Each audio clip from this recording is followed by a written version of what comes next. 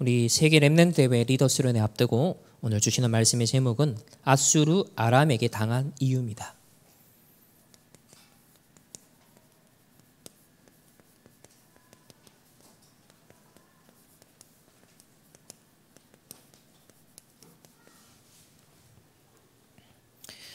서론에서 우리 중요한 핵심 키워드를 바로 언약으로 딱 잡아야겠습니다. 자, 영적 무지에서 벗어나야 합니다.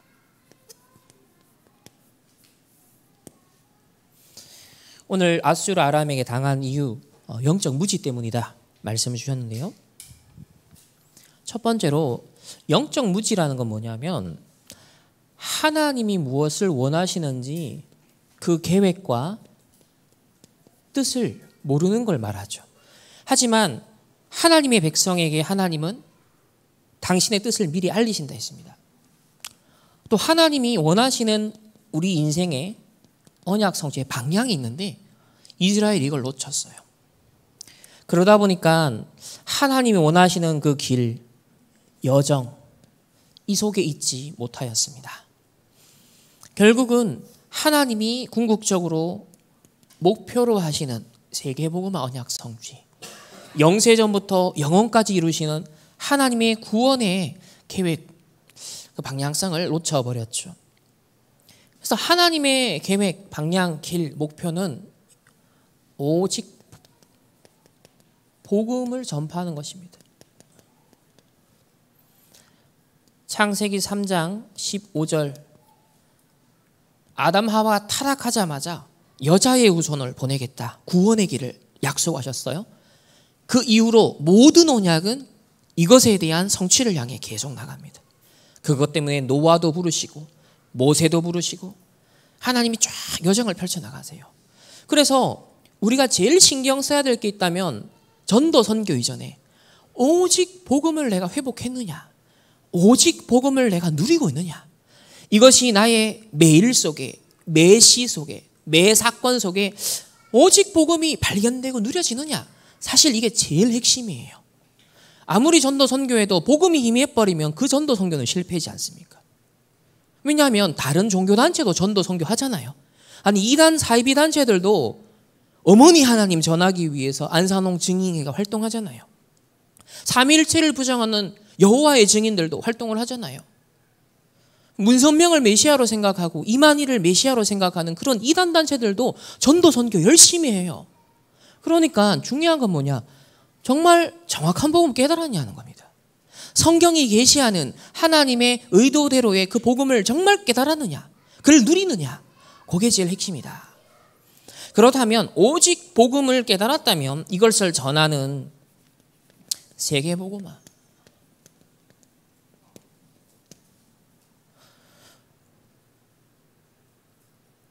그 어머니 하나님을 섬기는 안산홍 증인회가 협회를 세웠잖아요. 그게 이제 세계복음화 협회를 만들었잖아요. 그 사람들도 단어를 쓴다고 해서 동질감을 느끼는 건 아니에요.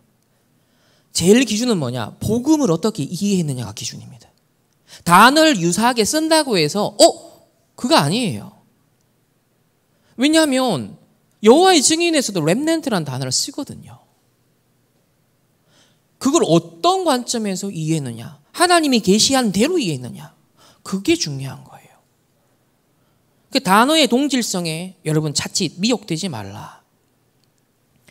그리고 이 세계복음화 성취를 위해서 하나님이 그리스도 다음으로 중요하게 주신 언약이 뭐냐? 렘넌트입니다.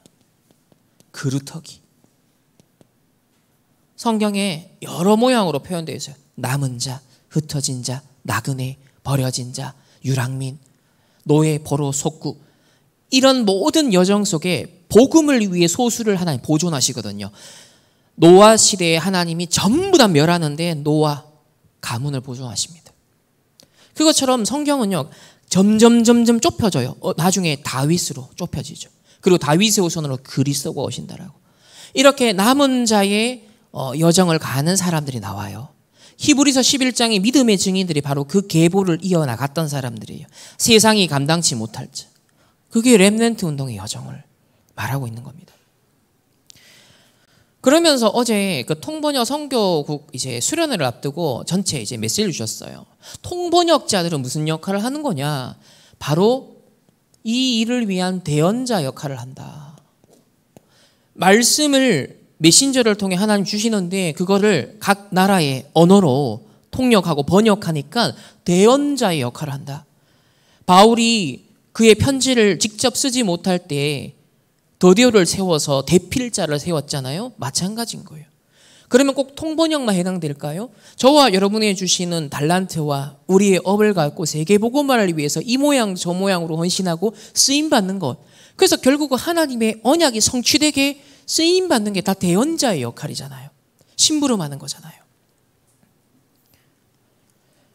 그래서 저와 여러분이 이 복음을 정확하게 깨닫고 누리고 증거되도록 하는 일에 하나님의 뜻과 계획을, 그 방향을, 그 길 속에, 그 목표 속에 있다면 여러분은 승리자가 되고 성공자가 되는 거예요.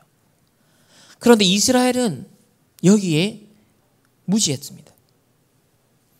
두 번째로 영적 문제를 벗어나는 건 뭐냐? 하나님이 저와 여러분을, 특별히 우리 TCK들을 한 지역을 살릴 자로, 한 나라를 살릴 자로 처음부터 작정하시고 부르셨어요. 저와 여러분을 하나님이 삼았을 때는 단순히 개인 구원이 아니라 세계복음화에 나의 몫을 각자에게 다 주셨다는 거예요. 그렇다면 하나님께서 이것을 예비했다. 그럼 우리는 이건 믿어야 되겠죠. 자, 이 믿음의 여정을 가는데 이스라엘은 깨닫지 못했습니다. 여기에 불신앙을 해버렸어요. 그러니까 하나님은 늘 흔들어 깨웁니다. 그 방법이 뭐였냐? 전쟁, 노예, 포로, 속국, 각종 재앙들. 결국은 나중에 유랑민 생활 흩어집니다. 자, 이스라엘의 확실한 증거를 붙잡고 교회사의 확실한 증거를 붙잡고 하나님이 원하는 걸 바로 깨닫는 게 중요해요. 한 지역 한 나라 살릴 만큼 중직자를 축복하시고 한 지역 한 나라 살릴 만큼 우리 렘넌트와 TCK를 계획해놓고 불렀다라는 사실. 우리 미얀마에서 코인 신노를 왜 보냈다? 하나님이 이 계획을 두고 여러분을 부르신 줄 믿습니다. 이거 안 믿으면요, 하나님 흔듭니다. 깨달을 때까지. 마찬가지예요. 저와 여러분도. 그래서 언제든지 다 언약 놓칠 때 0.1%의 극소수의 이 언약을 깨달은 자, 붙잡은 자, 하나님은 이 사람들을 쓰셨어요. 기성세대가 다 놓쳤는데 다니엘과 세 친구가 이 언약 탁 잡았어요. 그래서 우리는 어떤 길을 선택해야 되냐? 넓은 길이 아니에요. 하나님이 절대를 이루고 영원한 계획을 이루는 0.1%의 그 길을 가야 됩니다. 근데 그 길이 전체를 다 살리는 길이에요. 내가 사는 길이에요.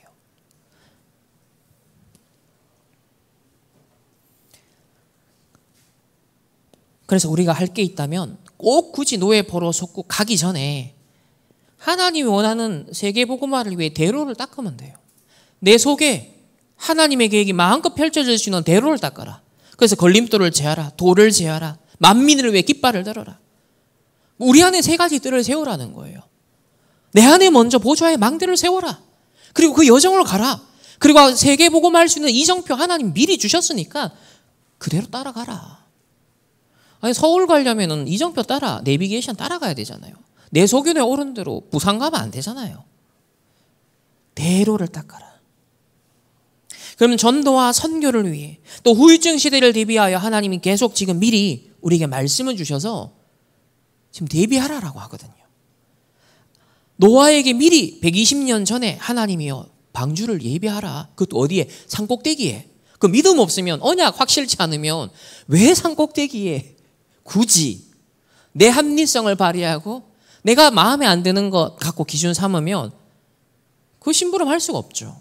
근데 우리는 하나님의 언약을 선포할 때 대언자로 서고 심부름꾼으로 가는 것이지 내 소견에 오는 대로 판별하고 내가 선택하는 게 아니에요.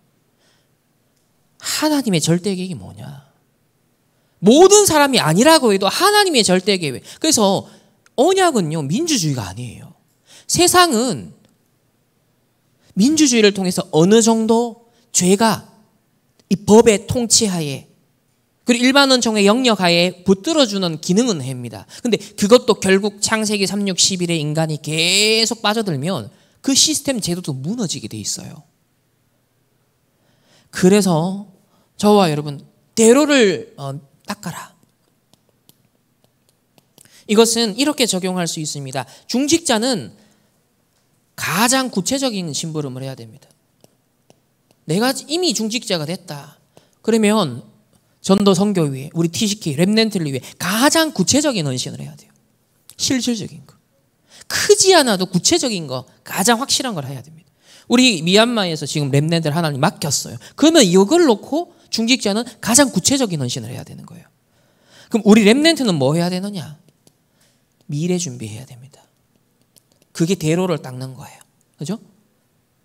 우리가 그래도 미션홈 하나님이 대로를 그래도 하나 닦는 지금 헌신을 심부름을 우리 하고 있는 거예요.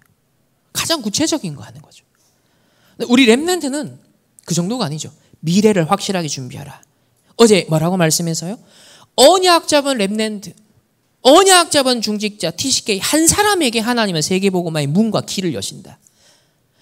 그리고 언약 잡은 한 팀이 묶였을 때 그 길을 하나님은 그 속에 예비하신다. 그래서 지금 메시지들이 이 언약에 반응하고 이 언약으로 원내선 팀들이 곳곳에서 일어나길 원하시는 거예요. 1천망대가 다윗이 탁 일어나도록 기도의 팀들이 일어나도록 했던 것처럼 지금 이제 그 부분을 준비하고 있습니다. 그러면서 이제 어제 이런 말씀 주셨죠. 자, 한 나라를 분석해라. 렘넌트는 반드시 이렇게 해야 된다. 한 나라를 분석해라. 뭘 분석하라고 그랬죠? 정치, 경제, 사회, 일반적인 그 나라의 흐름을 알아야 된다는 거예요. 그런데 더 중요한 건 이 나라가 어디에 사로잡혀 있느냐, 어디에 지배를 받느냐, 문화의 지배를 받아요. 결국 문화의 뿌리에는 영적 배경이 있단 말이에요. 그래서 절기를 연구해라. 각 나라의 국경일, 귀하게 여기는 절기들은 전부 다 종교적 배경이 다 있어요. 거의. 그리고 그 나라의 아픔, 상실, 그런 슬픔들, 한들, 상처들, 그래서 영적 문제와 연결될 수 있는 배경들이 이 절기를 공부해 보면 나옵니다. 그리고 그 나라의 유래. 그 우리나라 뭘 자랑해요? 단군 신화, 우리나라 유래. 단군 신화. 각 나라들마다 말도 안 되는 신화가 다 있잖아요. 그 유래를 설명해야 되니까 끌어오는 거예요. 그러니까 처음부터 뿌리가 네피림이라는 거죠. 결국은 종교적 배경이 있다. 이번에 K-팝 우리 데몬 헌터스를 딱 보세요. 자, K-팝이 일반적으로 막 세상에 막 강타고 뜨고 했지만 결국 어디로 귀결이 되던가요, 지금? 무속으로 돌아가잖아요. 결국은 영적 배경, 가장 근본에 되는 네피림 배경으로 돌아가게 돼 있어요. 문화의 흐름은요. 그래서 뭐 김밥, 뭐 한국의 전통적인 모습들, 또 생활의 모습들 보여주니까 와 핫하다지만 결국은 무속의 뿌리를 둔 영웅들의 이야기, 서사를 그려내는 것으로 스토리가 전개가 됩니다. 그래서 한 나라에 대해서 계속 연구를 해라. 그리고 그 배경 진짜 뿌리가 되는 한 문화를 제대로 봐라. 어딜 가든지 이거 편집, 설계, 디자인하는 습관을 들여야 돼요, 여러분들이. 어떤 현상이 뭔가 딱 떴을 때 그 배경과 이면에 무슨 흐름이 있지를 파악해야 돼요. 이런 습관이 들고 있으면 여러분들이 앞으로 대로를 닦는 겁니다. 237 나라 5천 종족이 결국은 본질은 똑같아요. 흐름이 똑같아요. 언제 어딜 가든지 그 나라에 난 처음 갔는데 바로 핵심을 딱 볼 수 있는 거예요. 그 나라에 오래 사는 사람도 심지어 그 나라에 사는 전문인도 모르는 걸 딱 캐치해버려요. 그게 앞으로 렘넌트가 왕 앞에 서서 답줄 부분이거든요. 제가 두바이 우리 루엘이가 지금 있지만 렘넌트 선교사로 있잖아요. 제가 딱 두바이 가고 그다음에 아랍에미레이트의 그 아부다비 딱 갔을 때 바로 영적 흐름 파악해버렸어요. 종교다원주의의 핵심 직결지 중에 하나가 아부다비입니다. 이 아랍에미레이트의 이 국가적 배경 그리고 왕족들의 배경에는 점술가들, 무속인들을 끼고 삽니다. 실제로 아부다비에 가서 제가 그 왕들을 상대했던 미용사를 만났거든요. 그 미용사분이 우리나라 대통령에 오면 머리 해주고 여사들 머리 해주고 이런 분이에요. 근데 이분이 어떻게 해서 그 왕궁에서 살게 된 겁니다. 그 배경을 얘기해 주는데 완전 무속 점술 사로잡혀 있는 거예요. 그러니까 이슬람이라도 수피즘이라 그래서 신비주의와 직결되어 있는 흐름이 있거든요. 그 흐름이 이 왕족 속에 그대로 들어가 있는 겁니다. 그래서 제가 아부다비 딱 갔는데 전부 다 종교 다원주의를 집결시키는 상징적인 건물들을 계속 만들고 있는 걸 딱 보니까 네피림의 흐름이 어떻게 이곳에 흘러가는가. 아니나 다를까 거기에 미술 전시관을 딱 갔죠. 르브르 박물관 분점이죠. 갔는데 그 전시회 자체가 종교 다원주의에 대해서 쫙 설명하는 스토리텔링으로 결국 전시가 제가 딱 갔을 때 그 전시가 일어나고 있었어요. 여러분 한 나라를 볼 때 한 문화, 영적 배경을 본질을 딱 봐라. 그러면 우리에게 주신 이 그리스도의 답, 여자의 후손이 뱀의 머리를 상하게 한다. 이 그리스도가 발견됩니다. 현장에서 흐름 속에서 오직 그리스도의 답이 딱 붙잡히는 거죠. 이렇게 내 정체성을 안 찾으면 세상에 나가면 언뜻 보면 와 화려한 거, 와 대단해 보이는 거 현혹되죠. 속습니다. 나의 본질적 정체성과 사명을 찾을 만큼 여러분 복음의 눈으로 봐야 됩니다. 그래서 오늘 아수르 아람 나라에게 당한 이유가 뭐냐면 영적 무지한 거예요. 그래서 영적 세계관이 열리지 않은 거예요. 오늘 엘리사가 제자에게 뭐 열어줘요? 영적인 눈 열어줍니다. 영적 세계관을 열어줘요. 자, 오늘 첫 번째로 만날 증인, 역설적 증인이죠. 귀하게 또 쓰임받은 면도 있지만 이 솔로몬 왕이 결국 말년으로 가면서 영적으로 무지해져요. 아니 지혜의 왕이 영적으로 무지해진다니까요. 그래서 솔로몬 왕의 실수를 좀 들여다볼 필요가 있는데요. 자, 첫 번째, 일단 아버지 다윗이 준비했던 그 성전을 완성합니다. 참 하나님이 기뻐하시죠.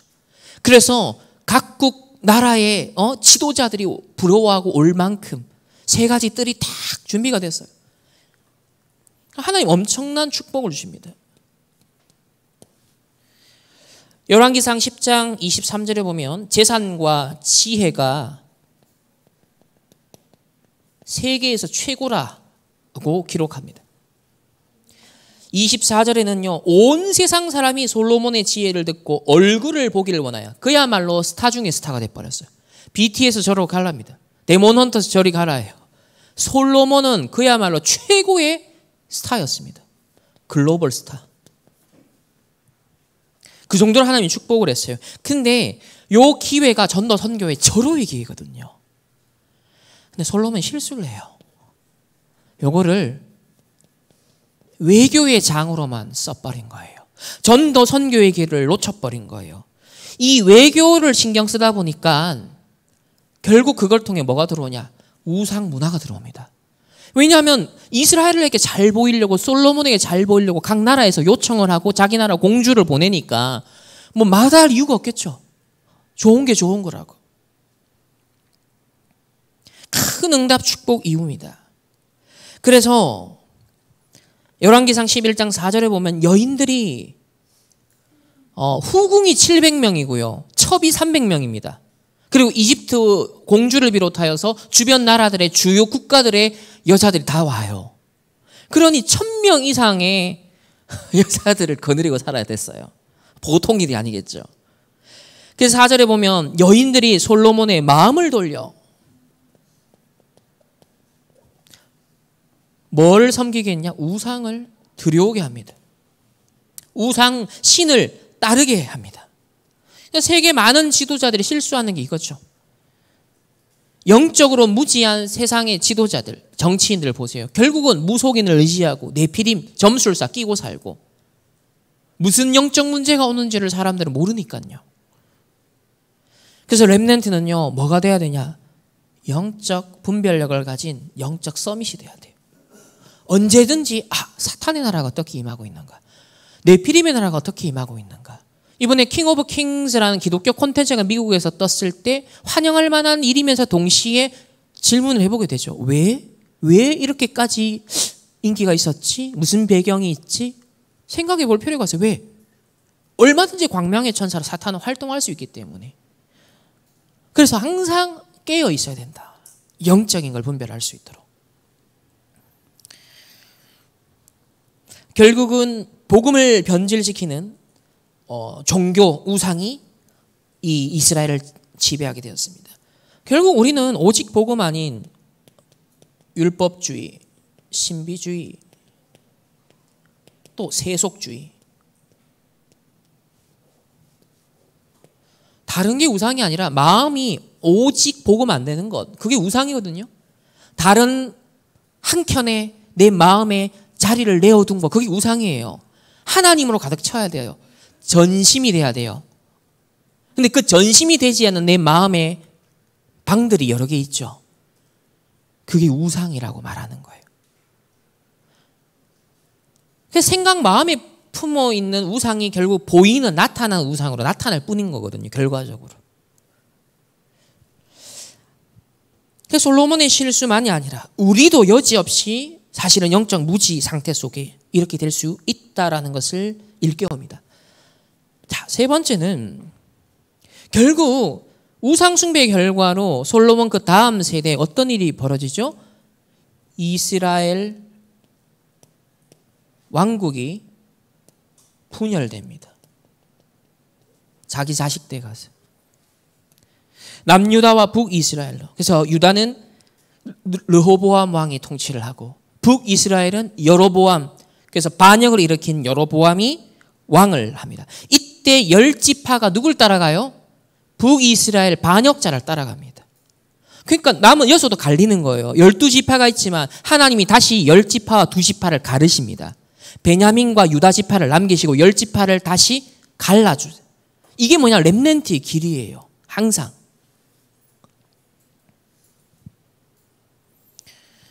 네 번째는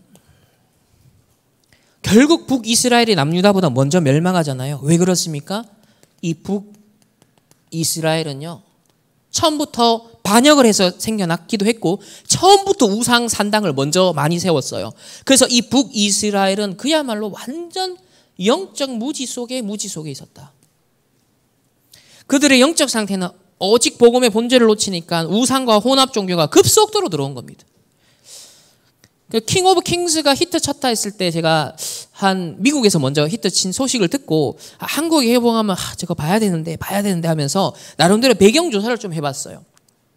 그런 중에 이제 찰스 디킨스라는 사람이 이 이야기 스토리텔링에 이제 구성한 부분에서 좀 영향을 줬다라는 얘기를 들어서, 그러면 디킨스는 어떤 사람인가 찾아보니까 우리 주님의 생애라는 이 책을 썼어요. 근데 장성호 감독이 처음에 저는 이게 원작인 줄 알았는데 원작이 아니에요.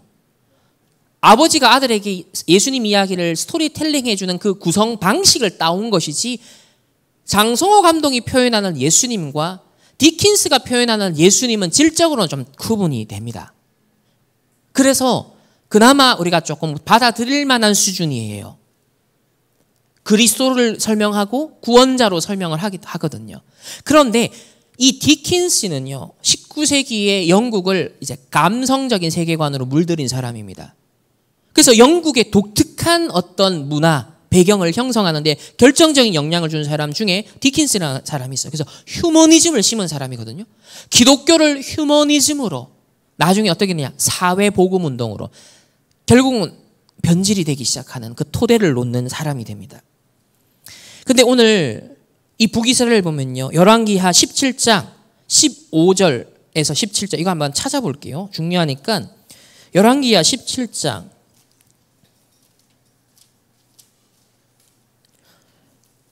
이 12지파가 함께 한 언약의 백성으로 있었을 때랑 이게 10지파가 갈라져 나가고 난 다음에 북이스라엘이 이제 먼저 영적인 황폐함이 오거든요. 언약을 놓치니까 그렇게 되죠.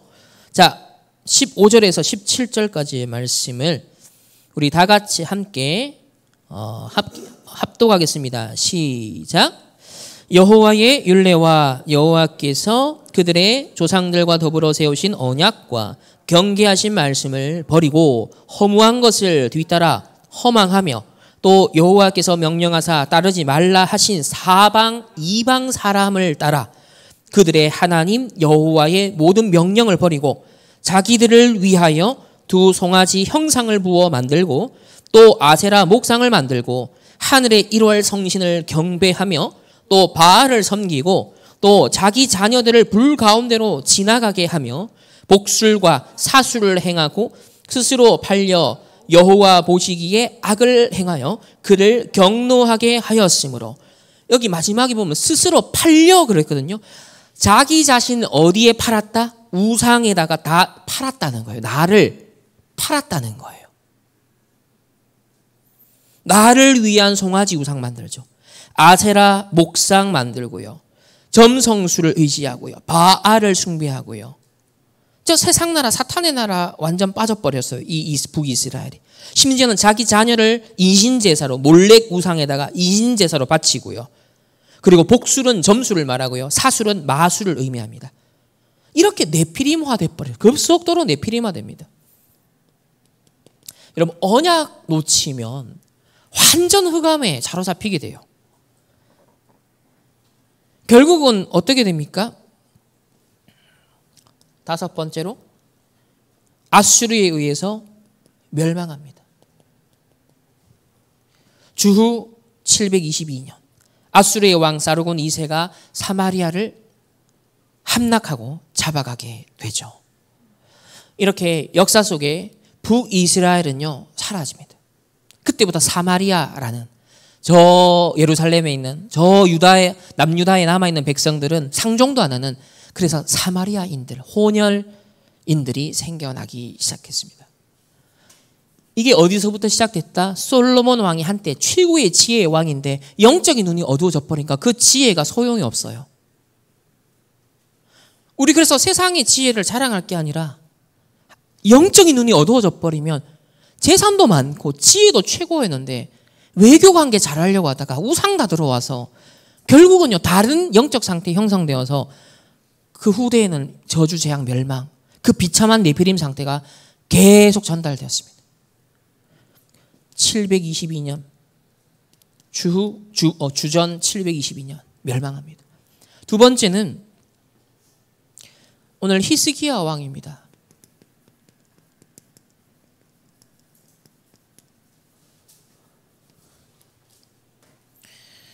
하나님이 칭찬했던, 인정했던 세 명의 왕이 있죠. 누구죠? 다윗, 히스기야, 그리고 요시야가 있습니다. 이들의 특징은 뭐냐면 전부 다 다윗이 갔던 길을 갔다. 하나님께 완전했다 그랬어요. 그 말 하나님 앞에 전심이 되었다는 거죠. 언약 탁 잡았다는 겁니다. 그리고 특징이 전부 다 산당과 우상을 제거합니다. 특히 이 히스기야는 구약 이스라엘 백성이 한때 놋뱀을 살면 광야에서 살도록 했던 그 놋뱀을 모셔서 우상화 시켜버려서 또 그래서 그 놋뱀을 제거합니다.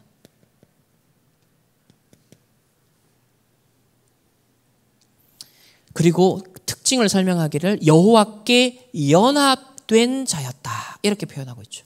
여호와께 연합된 자. 근데 이 남유다 히스기야가 통치하고 있을 때 누가 쳐들어오게 됐냐면 아수르가 침략을 하게 됩니다. 그러면서 사신 랍사게를 보내서 여호와가 예루살렘을 건지겠느냐라고 하면서 하나님을 모욕하는 사건이 벌어져요. 그 열왕기하 18장 35절에 나오는데 이것에 대해서 히스기야는 이렇게 기록합니다. 오늘이 환난과 징벌과 모욕의 날이다. 이렇게 딱 표현합니다. 그러면서 히스기야가 눈물을 흘리면서 이 긴급한 상황에 하나님 앞에 기도를 해요.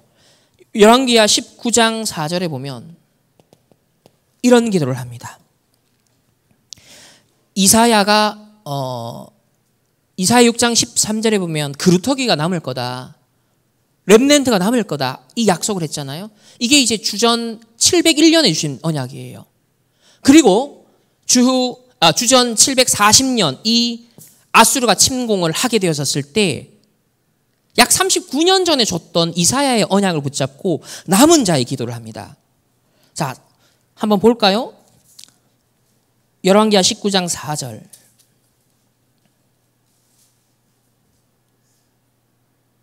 우리 다 같이 함께 합독하겠습니다. 시작.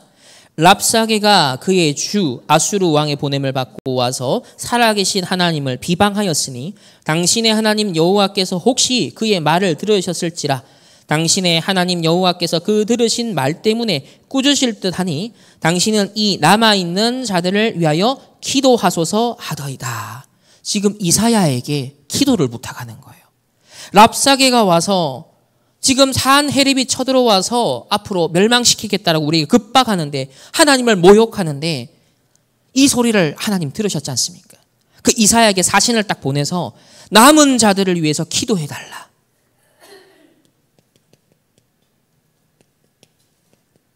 렘넌트를 위한 기도를 요청해요. 이 말은 뭘 말하는 거예요? 언약이 계승되어 나가는 구속사적 흐름을 히스기야 왕은 알고 있었다는 거예요. 남은 자의 씨를 보존하셔서 여자의 후손이 뱀의 머리를 상하게 할 때까지 이 일이 이루어질 것이니까 자신의 생존을 여기에다가 지금 거는 겁니다. 다른 거 안 걸었어요. 남은 자를 보존해달라고. 그래서 렘넌트 언약이 그래서 중요한 거예요. 그랬더니 이사야가 이렇게 말합니다. 산헤립이 본국으로 돌아갈 것 안 쳐다온다. 걱정하지 마라. 결국은 산헤립은 칼에 죽게 될 것이다 예언했는데 실제로 돌아가서 자기 신하에게 배신당해서 산헤립은 죽습니다.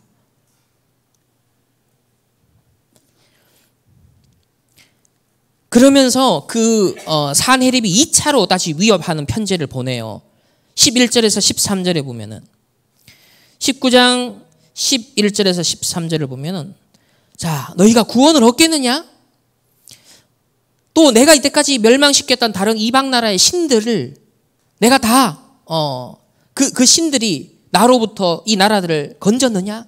그러면서 그 왕들은 어디 있느냐? 한마디로 모든 나라의 왕들을 내가 멸했고 그 왕들의 수호신이라는 그 신들로 내가 다 멸했다. 그러니 너희들도 마찬가지 아니겠냐? 이제 오늘 너희 죽은 목숨이야. 여호와 믿는 자 있느냐? 그 블레셋 골리앗이 나와서 소리친 것과 똑같은 얘기를 지금 하고 있는 거예요. 자, 이런 상황에서 히스기야가 집중적으로 기도합니다. 자, 19장으로 가서 14절에 보면 자, 14절 함께 합독합니다. 시작. 히스기야가 사자의 손에서 편지를 받아보고 여호와의 성전에 올라가서 히스기야가 그 편지를 여호와 앞에 펴놓고, 자, 문제와 위기를 다른 데 찾아가지 않고요. 하나님 앞에 가요. 이게 중요하죠. 우리는 자꾸 세상, 사람, 인간의 방법 찾거든요. 여호와 앞에. 문제, 갈등, 위기 왔습니까? 여호와 앞에. 여호와 앞에 펴놓고 어떤 기도를 하느냐? 다 건너뛰고 19절을 보면, 자, 19절 우리 다 같이 함께 합독하겠습니다. 시작. 우리 하나님 여호와여 원하건대 이제 우리를 그의 손에서 구원하옵소서. 그리하시면 천하 만국이 주 여호와로 홀로 하나님이신 줄 알리이다 하니라. 아멘. 여호와 앞에서 기도하는데 내용이 뭐다? 천하.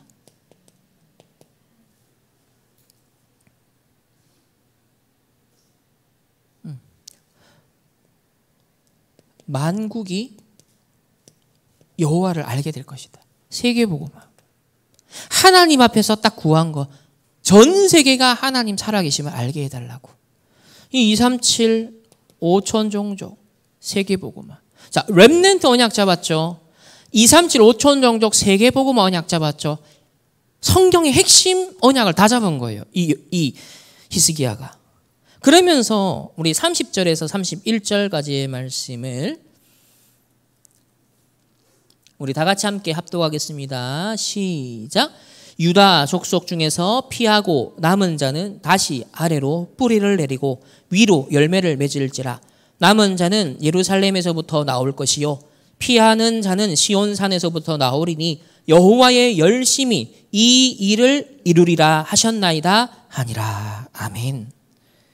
남은 자가 렘넌트가 아래로 다시 뿌리를 내리고 위로 열매를 맺을 거다. 이런 위협 앞에 하나님의 계획이 멈추지 않는다는 거예요. 복음 전도자 렘넌트는 반드시 승리한다는 거예요. 오히려 더 견고해지고 오히려 하나님의 열매를 내게 될 것이다. 여러분, 문제, 사건, 위기 앞에 렘넌트의 언약의 정체성 잡고 하나님 앞에 서서 세계복음화 언약 잡고 기도하면요, 어떤 일이 벌어지느냐? 뿌리를 내려갑니다.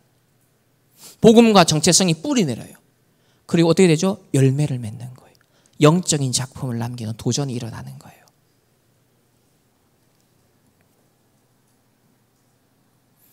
그러면서 예루살렘, 남은 자는 예루살렘에서 나온다.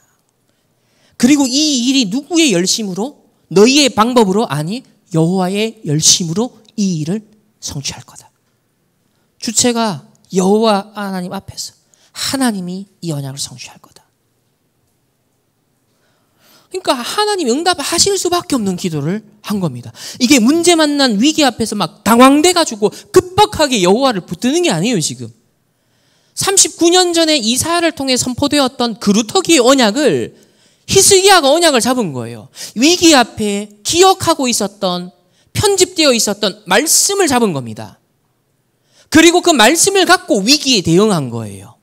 우리는 문제 만나면 기도한다고 생각하죠. 아니에요. 히스기야가 문제 만나서 기도한 게 아니에요. 언약이 편집되어 있었어요. 그리고 문제 앞에 바로 하나님 원하는 게 뭐냐? 렘넌트는 살아남는다. 그리고 천하 만국 위에 이 이름이 드러나게 될 거다. 이미 기도 속에 있었던 영적 상태입니다. 그 결과물이 뭐냐면 18만 5천 군사가 하룻밤 만에 주의 사자 하나로 끝나버린 거예요. 우리는 막 이 기적과 같은 와 하나님의 역사 이걸 생각하잖아요. 그게 중요한 게 아니에요 지금. 이런 역사가 일어날 수밖에 없는 영적 상태가 뭐였냐는 거예요. 히스기야. 완전 영적 서밋이었습니다. 세 번째로 오늘 우리가 만날 인물은 엘리사입니다. 자, 이 엘리사는 엘리야의 제자죠. 그리고 도단성에서 후대들과 신학생들을 키웠습니다. 자, 이들에게 뭘 전달합니까? 일단 북이스라엘은 BC 722년에 이제 멸망을 하거든요. 아수르에 의해서 멸망을 하죠.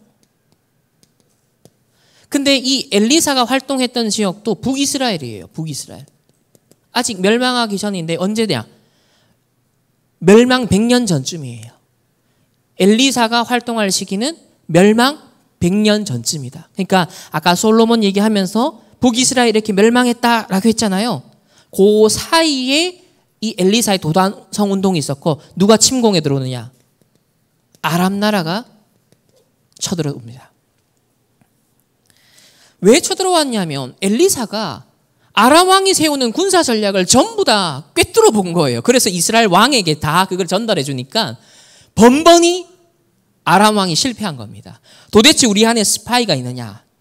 그랬더니 엘리사라는 사람이 이런 일들을 다 이스라엘 왕에게 고한다. 그래서 도단성을 포위하게 됩니다. 세상은 무력으로 힘으로 누르면 된다라고 생각하죠. 여론과 여러 가지 것들을 동원하면 된다라고 생각합니다. 열왕기하 6장 14절에 말과 병거와 많은 군사가 두단성을 에워쌌다. 그러니까 세상 나라의 방법은 이거죠. 근데 두 번째 보면 이 상황을 누가 먼저 목격하느냐면 엘리사의 제자가 먼저 목격하고 일단 육신의 눈으로 본 거예요. 그랬더니 두려워합니다. 이 둘러싸여 있는 상황에 당황해버려요. 이때 엘리사는요, 이것도 기회로 삼아요. 문제, 위기를 만났잖아요. 제자 훈련의 기회로 삼습니다. 영적 세계관을 확 열어줍니다.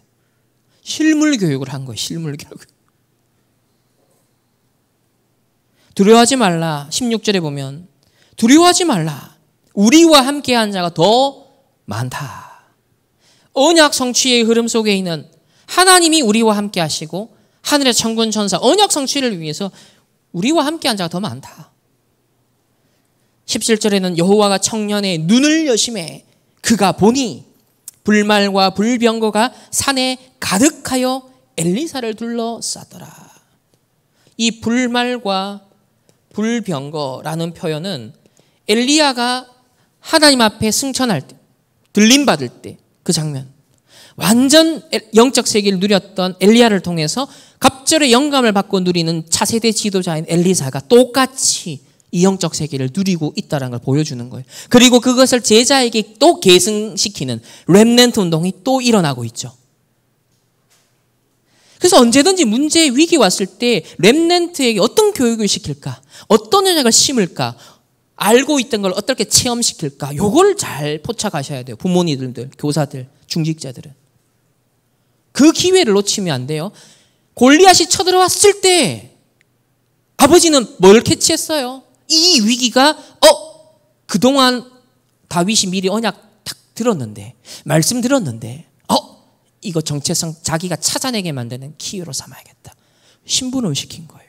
미션을 준 겁니다. 거기서 골리앗이 여호와 모욕하는 소리를 듣고 결단을 한 거는 어찌 이유가 없으리요. 이 시간표가 반드시 여러분에게 옵니다.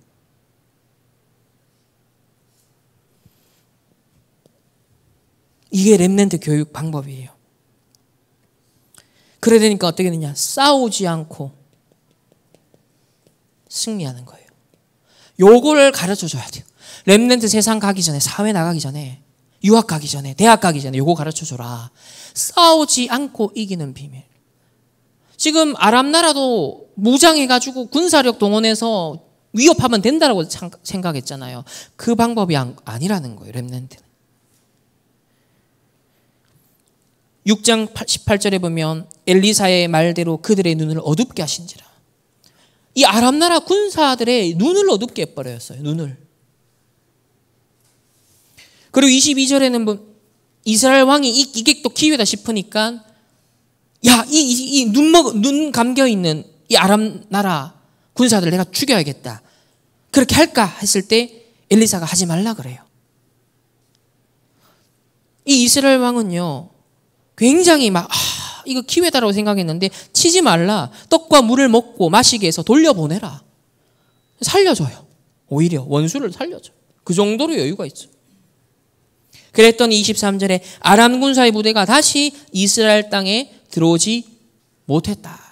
물론 나중에 또 정비해서 더 큰 군대를 이끌고 나중에 쳐들어오지만 현재 싸움에서는 싸우지 않고 이기게 되었습니다.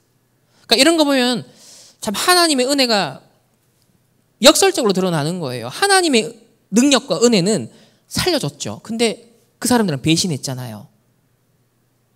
근데 오히려 그 배신이 거꾸로 뭘 더 드러내요? 싸우지 않고 먹이고 입히고 그대로 돌려보내줬던 엘리사의 능력을 더 부각시켜주는 거예요.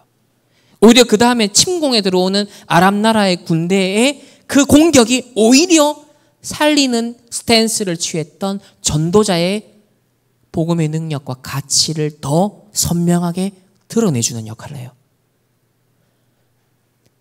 그래서 바울이 참 전도자로 부각되는 건 유대인들이 그토록 비밀 결사대로 쫓아다니며 죽이는 막 모함을 하고 음모를 꾸몄기 때문에 복음 전도자가 더 드러나는 거예요.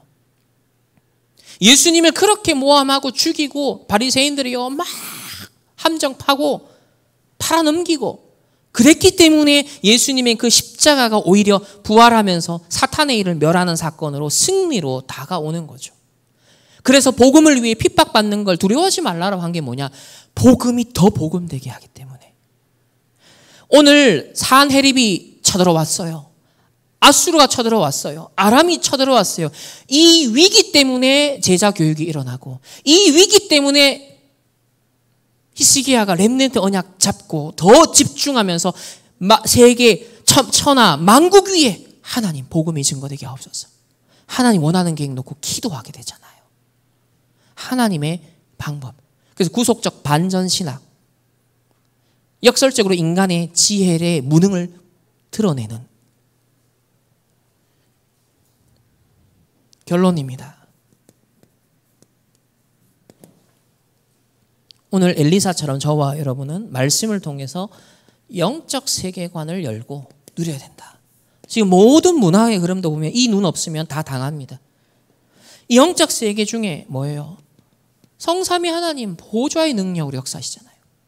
예수님이 보좌에서 왕으로 만왕의 왕으로 지금 통치하시잖아요.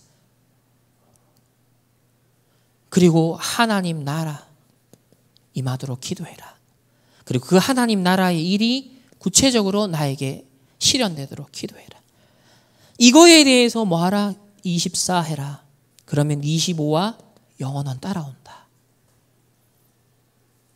이거 모르고 안 믿는 영적 무지에서 벗어나야 됩니다. 이스라엘은 아수르와 아람에게 결국 당했어요. 이걸 놓쳤기 때문에. 세상 나라의 힘, 사탄 나라의 공격을 다른 걸로 막을 수가 없어요. 보좌, 하나님 나라 그 일로만 무력화시킬 수 있고 세계복음화입니다. 유대인들은 이게 무시했기 때문에 핍박하고 박해하고 거짓으로 모함하고 고소하고 바울을 죽이려고 끝까지 쫓아다녔어요. 심지어는 복음 전하는 걸 악한 풍습이다. 우리가 따르지 못할 이상한 풍습이다. 라고 왜곡시켰어요. 가짜 뉴스를 퍼뜨려요. 근데 사람들은 현지인들은 현혹되죠. 왜? 점수를 문화가 꺾이면서 자기네들의 수익이 딱 떨어져 버리니까 여기에 같이 동조를 하죠. 동조. 세상은 그런 겁니다. 나 중심, 물질 중심, 성공 중심. 예수님을 그렇게 따랐던 군중들이 치유받고 오병이의 기적을 체험하고 와, 이 예수님이면 우리를 속국에서 해방시키겠다. 진짜 왕 되겠다 생각했잖아요. 근데 예수님이 딱 법정 앞에 서니까 다 등 돌리고 사형시켜라, 사형시켜라. 바리새인들이 주동하는 그 여론과 분위기에 같이 동조해서 언제든지 나 중심, 물질 중심, 성공 중심이라는 흑암의 망대가 안 바뀌어버리면 기적을 체험하고도 처음에 은혜를 받고도 결국 과거로 돌아가는 겁니다. 그래서 과거의 흑암의 망대를 뽑아주고 바꿔야 된다 그 말이에요. 그게 성화거든요. 흑암의 망대를 바꿔줘야 돼. 그게 성화입니다. 유대인은 거기서 못 벗어났어요. 결국은 어떻게 됐어요? 유랑민으로 흩어져야 했습니다. 후대들이 다 죽고요. 엄청난 고난을 당합니다. 이렇게 해서라도 하나님은 세계 복음화를 성취하십니다. 왜? 이게 하나님의 궁극적 뜻과 계획이니까. 이 방향과 길, 목표 놓쳐버리면 하나님은요, 흔들어서라도 이루신다는 거예요. 그렇다면 우리는 잡고 실천해야 될 부분이 뭐냐? 이 언약에 매일 삼집중하라. 이 언약 잡고 매 시간마다 이것을 편집하고 설계하고 디자인하라. 어제 우리 메시지 나왔죠? 매일 삼집중하라. 매 시간마다 편집, 설계, 디자인하라. 그 정도로 하나님은요, 응답 주고 계시기 때문에. 그 영적인 세계관이 안 열리면, 눈이 안 열리면 그게 안 보이는 거예요. 문제, 갈등, 위기로 그냥 평범한 일상으로 다 지나가고 무미건조한 삶이 돼버리죠. 그러나 내가 지금 이 한가운데 있구나. 아, 내가 지금 히스기야 왕처럼 그 자리에 있구나. 내가 지금 엘리사처럼 그 현장에 있구나. 라고 인식되고 그 흐름 속에 내 위치가 발견되면 매 순간순간이 영적 분별력의 시간이고 영적 집중의 시간이에요. 렘넌트 언약 잡고 세계복음화를 향해 도전해야 될 저로의 기회고 영적 작품 남길 시간표구나. 이래 나오죠. 편집, 설계, 디자인. 무엇으로 바빠야 되느냐. 그 전도자가 자기는 포켓에 메모할 거 이거 없으면 너무 싫다는 거예요. 왜냐하면 계속 하나님이 아이디어 주시고 생각나고 묵상거리 주시니까.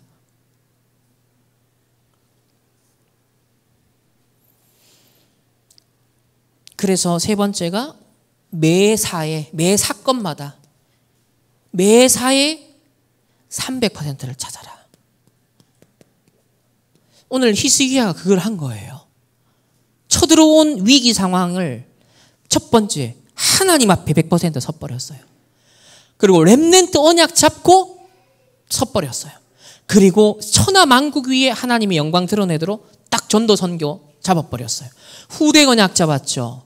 전도 선교 언약 잡았죠. 나의 중심 하나님 앞에서 고정시켰죠. 300%. 그 작품이 남겨진 거예요. 히스기야의 영적 작품이 남겨져서 누구의 영향을 줘요? 나중에 바벨론의 궁극적으로 포로로 끌려가게 될 다니엘과 세 친구에게 기념비적인 인생 스토리로 전달되는 거예요. 그 이사야를 통해 선포된 언약이 39년 뒤에 히스기야를 통해 성취가 되고 부분적으로, 그리고 그 히스기야의 모델이 또 전달되어져서 다니엘과 세 친구에게 기념비적인, 그래서 뜻을 정하여 여호와 앞에 섰던 히스기야처럼 본인도 우상 앞에 굴복하지 아니하고 이 강대국 앞에서 영적 세계를 분별하면서 지금 뭘 하나님 원하지? 뜻을 정한 겁니다.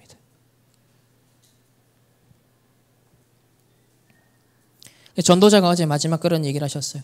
87년도에 영도에 들어가서 딱 분석을 했다. 천리교가 장악하고 있구나. 교회는 완전 무너져 있고 약한데, 그래서 답냈다. 나는 금요 치유 사역을 하겠다. 말씀으로 치유하는 거 하겠다. 그 예수 그리스도 이름으로 귀신을 쫓아내고 만물을 복종케 하는 그 그리스도, 그 능력을 나는 누리고 전하겠다. 답을 얻었다는 거예요.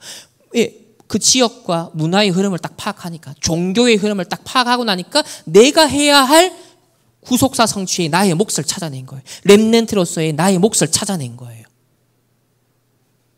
그게 다락방 전도 운동으로 이렇게 확산이 됐던 거죠. 그래서 우리는 이런 영적 사실을 믿어야 합니다. 오늘 솔로몬이 말년에 실수한 것, 그러나 히스기야 왕 엘리사가 제대로 누렸던 이런 영적 무지에서 저와 여러분도 벗어나 영적 세계관을 열고 승리하는 우리 모든 렘넌트를 되시기를 주님의 이름으로 축복합니다. 기도하겠습니다. 하나님 감사합니다. 오늘 아수르 아람에게 당한 이유가 영적 무지 때문임을 확인하며 영적 세계관을 환히 열고 하나님 원하시는 매일의 삶 집중, 또 매 시간 편집 설계 디자인, 그리고 매 사건마다 300% 응답을 찾아낼 만큼 하나님 영적 사실을 보고 믿고 누리게 하옵소서. 예수 그리스도 이름으로 기도합니다. 아멘. 우리 헌금 기도하겠습니다. 하나님, 또 하나님 앞에 귀한 예물 드렸습니다. 이 헌금이 세계 복음화의 귀하게 쓰임받게 하시고, 또 아수르 아람에게 당하지 아니하고 영적 무지에서 벗어나 영적 세계를 정확하게 보고 천하만국 위에 여호와 이름을 드러낼 수 있는 그런 빛의 경제로 쓰임받는 렘넌트의 학업과 산업과 우리 모두의 인생이 될 수 있도록 축복하여 주옵소서. 지금은 우리 주 예수 그리스도의 은혜와 하나님의 무한한 사랑하심과 성령 하나님의 내주인도 역사하심이 영적 무지에서 벗어나 영적 세계관을 가지고 정복하길 원하는 모든 렘넌트들, TCK 개인 만남 가정업과 흩어지는 모든 현장 위에 해외에 흩어진 주의 백성들 있는 그곳에 이제로부터 영원토록 항상 함께 계실지어다. 아멘.